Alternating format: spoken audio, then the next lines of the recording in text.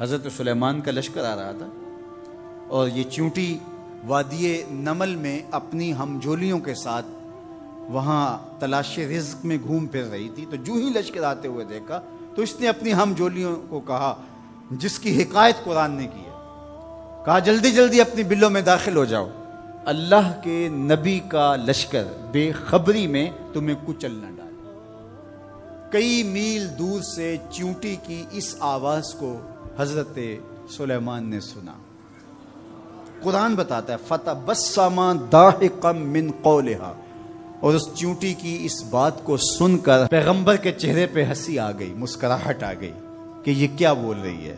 اللہ اکبر. چیونٹی کو پکڑ کے کان کے پردے پہ بھی ڈال دو تو آپ پھر بھی نہ سمجھ پائیں کہ وہ کیا بول رہی ہے. لیکن اللہ کے پیغمبر کی شان یہ ہے کہ کئی میل دور سے وادی نمل میں بولنے والی چیونٹی کو جو بول رہی ہے وہ بھی سن رہے ہیں اور اس کا جو مفہوم ہے وہ بھی سمجھ رہے ہیں. یہ پیغمبر کی شان ہے. کبھی بھی پیغمبر کو اپنی ذات پہ قیاس کرنے کی غلطی نہ کریں. نہ پیغمبر ہمارے جیسا ہے نہ ہم پیغمبر جیسے. ایک شخص نے روزہ رکھ لیا تو گرمی تھی، چلاتی دھوپ تھی تو وہ بے ہوش ہو گیا. تو لوگ اس کے اوپر کپڑا تان کر کے کھڑے تھے سائے کی ہوئے. تو حضور گزرے تو فرمایا کہ یہ کیا ہے؟ تو کہا کہ اس نے روزہ رکھا تھا تو اس کی وجہ سے یہ نڈھال ہو گیا. فرمایا کہ اس کو کس نے کہا تھا روزہ رکھا؟ وصال کا روزہ رکھا. وصال کا روزہ ایک روزے کے بعد پھر اسی پہ تسلسل کے ساتھ دوسرا روزہ. تو کہا حضور آپ جو رکھتے ہیں. تو اس نے بھی پھر دیکھ کے رکھ لیا. تو آقا کریم علیہ الصلوۃ والسلام میں ایکم مثلی، تم میں سے میری مثل کون ہے؟ ایکم مثلی، تم میں سے میری مثل کون ہے؟ اور ایک دوسرے مقام پہ آقا کریم نے فرمایا لستو کہیاتکم، میں تمہاری طرح نہیں ہوں. کبھی کہا ایکم مثلی، تم میری طرح نہیں ہو. کبھی کہا میں تمہاری طرح نہیں ہوں. تو یہ غلطی کبھی نہیں کرنی چاہیے کہ اپنے آپ کو نبی پر قیاس کریں یا نبی علیہ السلام کو اپنی ذات پہ قیاس کریں.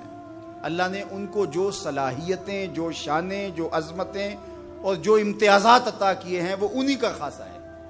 اللہ نے انہی کو ایک الگ شان اور الگ نرالی عظمت عطا فرمائی ہے جو انہی کا مقصود ہے. اب چیونٹی کتنے میل دور سے اپنی ہمجولیوں سے بات کر رہی ہے. کوئی حدیث ہو تو ضعیف کہہ کر کے کوئی کہے کہ نہیں میں نہیں سے مانتا، آیت قرآنی ہے. فَتَبَسَّمَ ضَاحِكًا مِّن قَوْلِهَا، چیونٹی کی اس بات کو سن کر اللہ کا پیغمبر مسکرانے لگا کہ یہ کیا کہہ رہی ہے.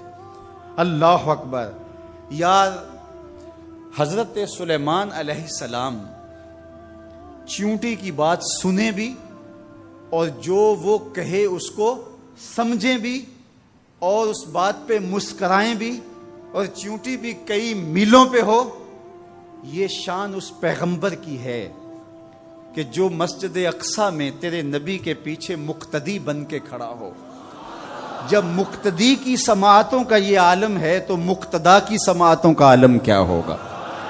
اس لیے میرے اور آپ کے آقا و مولا نے ارشاد فرمایا جو میں دیکھتا ہوں وہ تم نہیں دیکھ پاتے، جو میں سنتا ہوں وہ تم نہیں سن پاتے. تو جب سلیمان علیہ السلام اتنی دور سے چیونٹی کی آواز کو سن بھی لیں اور اس کی سرسراہٹ کے مفہوم کو اخذ بھی کر لیں اور اس پہ آپ جو ہے وہ جواب بھی دیں، فَتَبَسَّمَ ضَاحِكًا مِّن قَوْلِهَا، تو پیغمبر چیونٹی کی آواز کو سن لے تو مدینے والا امتی کی آواز کو نہیں سننے گا. تو یہ شان ہے خدمت گاروں کی. سرکار کا عالم کیا ہوگا. اللہ نے شان عطا کی ہے، اللہ نے عظمت عطا کی ہے. اب اس چیونٹی کو امام راضی کہتے ہیں قیامت تک آنے والی چیونٹیوں کا سردار بنا دیا. کیوں؟ اس لیے کہ اس چیونٹی کو اس بات کا علم تھا کہ اللہ کے نبی کا لشکر جان بوجھ کر ننھی جان کو بھی ضائع نہیں کر سکتا. یہاں ایک لمحے کے لیے رکیے اور اس مفہوم کو اچھی طرح ذہن میں اتار لیجئے، اپنے اندر راسخ کر لیجئے.